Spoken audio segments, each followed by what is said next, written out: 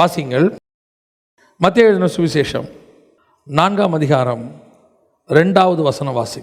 அவர் இரவும் பகலும் 40 நாள் உபவாசமாய் இருந்த பின்பு அவருக்கு பசி உண்டாயிற்று. அப்பொழுது சோதனைக்காரன் அவரிடத்தில் வந்து, நீர் தேவனுடைய குமாரனே ஆனால் இந்த கல்லுகள் அப்பங்கள் ஆகும்படி சொல்லும் என்றான். அடுத்த உபவாசம் எதுக்கு? சாத்தானை ஜெயிக்கணும்னா என்ன ஆகும் தெரியுமா? ஒரு ஆப்போசிட் ரியாக்ஷன் இருக்குது. நீங்கள் சாத்தானை ஜெயிக்கணும்னா மாம்சத்தில் பலவீனமாகணும், ஆவியில் பலப்படணும்.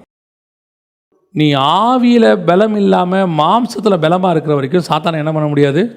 ஜெயிக்க முடியாது. உலகத்தில் இருக்கிற மனுஷனை ஜெயிக்கணும்னா உலகம் சொல்லிக் கொடுக்கும், நல்லா ஸ்ட்ராங்காக இருக்கணும். பாக்ஸிங்கில் நீங்கள் எப்படி இருக்கணும்? ஸ்ட்ராங்காக இருக்கணும். ரெஸ்லிங்கில் எப்படி இருக்கணும்? ஸ்ட்ராங்காக இருக்கணும். சரீரம் ஸ்ட்ராங்காக இருந்தால் தான் உலகத்தில் உள்ள மனுஷனை ஜெயிக்க முடியும். சரீரம் பலவீனப்பட்டால் தான் சாத்தானை ஜெயிக்க முடியும்.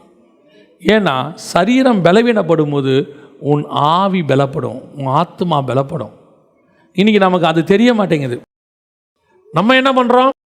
நல்லா சாப்பிட்டு நல்லா 1 மணி நேரம் நல்லா ஜெபம் பண்ணால் பிசாசை ஜெயிக்க முடியும்.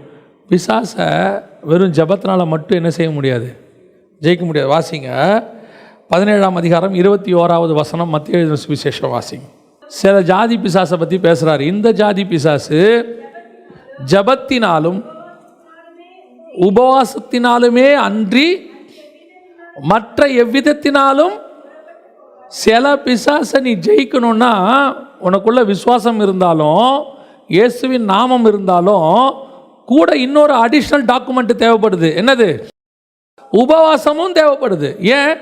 உன்னுடைய மாம்சம் பலவீனப்படும் போது பிசாசு பலவீனப்படுகிறான். ஏன்னா நீ மாம்சத்தில் பலவீனமாகும் போது ஆவியிலே பலப்படுறீங்க. இதுதான் உலகத்துக்கும் ஆவிக்குரிய வாழ்க்கைக்கும் உள்ள வித்தியாசம். உலகத்தை ஜெயிக்கணும்னா மாம்சத்தில் பலப்படணும். உலகத்தைனா நான் சண்டையில் சொல்கிறேன், உலக பிரகாரமாக யுத்தத்தில், பாக்ஸிங்கில், ஃபுட்பாலில், கிரிக்கெட்டில், எதில் வேணால் எடுத்துக்கோங்க, ஸ்போர்ட்ஸில், இராணுவத்தில், எதை ஜெயிக்கணும்னாலும் மாம்சம் என்னவாக இருக்கணும்? பலமாக இருக்கணும். அப்போ தான் உங்களை எடுக்கவே செய்வான். நீங்கள் கிரிக்கெட்டில் ஃபுட்பாலில் விளையாட போகிறீங்க, 102 டிகிரி ஜுரம், ட்ரிப்ஸ் ஏற்றின பாட்டிலோடு போனால் எடுப்பானா? ஸ்ட்ரெச்சரில் போய் இறங்குறீங்க, எடுப்பானா? எடுக்க மாட்டான். இராணுவத்துக்கு போகிறீங்க, வீல் சேரில் போய் இறங்குறீங்க.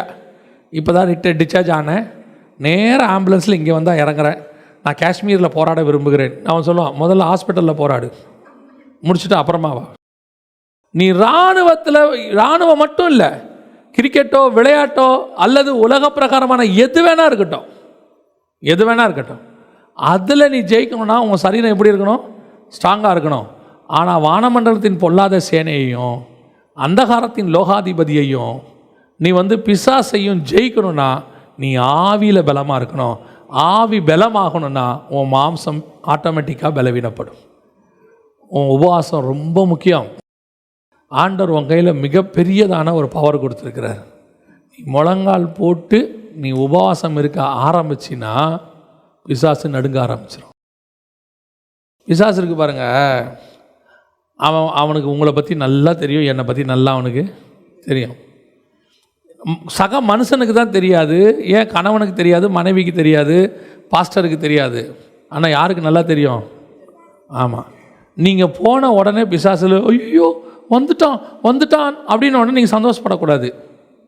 என்னை பார்த்து என்ன பயம், நான் போன உடனே பிசாசு பயப்படுகிறது அப்படின்னு நீங்கள் நினச்ச உடனே அவன் நினைப்பான், பையன் விழுந்துட்டான்.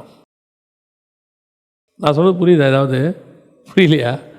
சாதாரணமாக நீங்கள் போனீங்கன்னு வச்சுக்கோங்களேன், உங்களை பார்த்த உடனே பிசாசு நடுங்குற மாதிரி செய்யும்.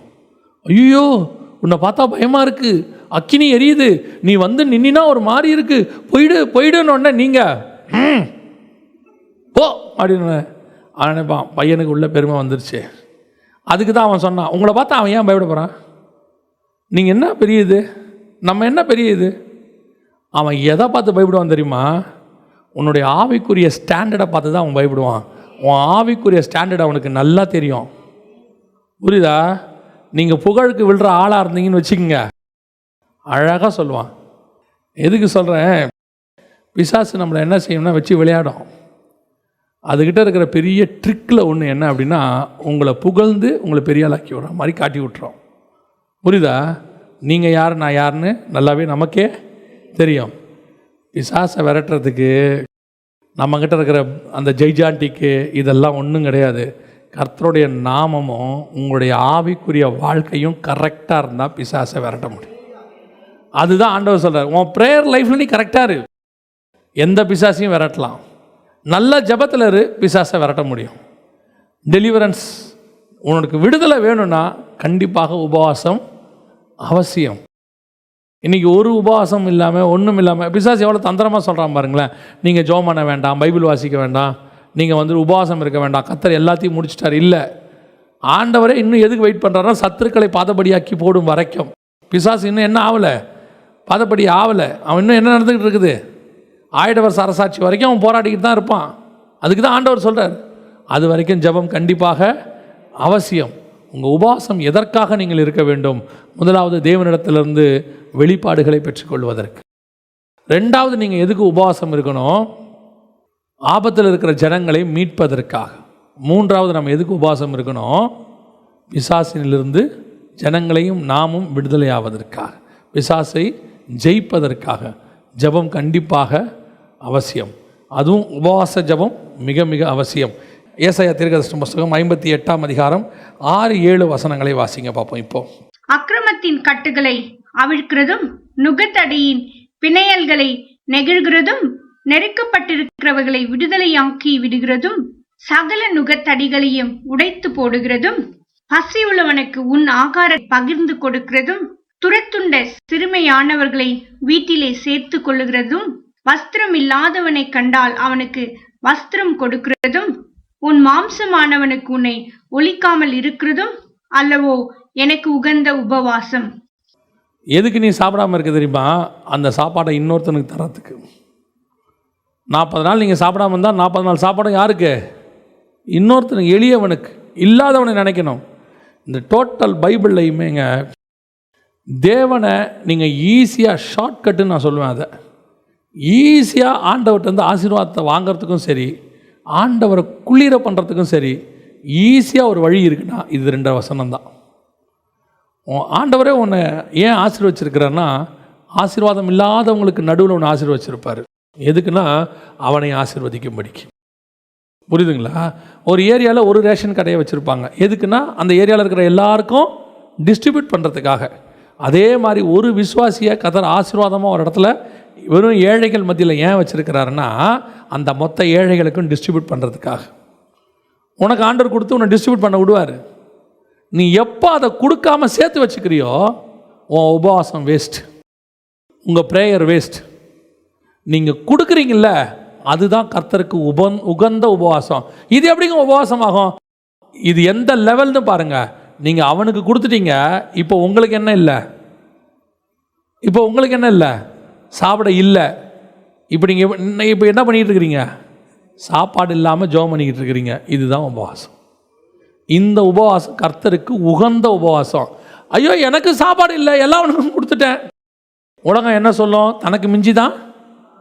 இந்த வசனம் என்ன சொல்லுது? எல்லாருக்கும் எடுத்து கொடு, எல்லாருக்கும் எடுத்து கொடு. அப்போ எனக்கு இல்லையே, இவனுக்கு இங்கே இருக்கிறத கொடு, உனக்கு நான் பரலோகத்துலேருந்து தருவேன். வரும் பரலோகத்துலேருந்து. சாப்பாடு இல்லைன்னா கண்டிப்பாக உனக்கு எனக்கும் பரலோகத்துலேருந்து கண்டிப்பாக வரும். குறைவுகள் நிறைவாகும். அதுவும் கர்த்தர் சொன்னார், நீ ஒன்று செஞ்சிட்டின்னா ஆண்டவர் உன்னை ஆசீர்வதிக்காமல் போகவே மாட்டார். வேணும்னு சொல்கிறது பிசாசுடைய வேலை, கொடுன்னு சொல்கிறது கர்த்தருடைய வேலை. சேர்த்து வச்சுக்கோன்னா பிசாசு, இருக்கிறத கொடுன்னா இயேசு கிறிஸ்து.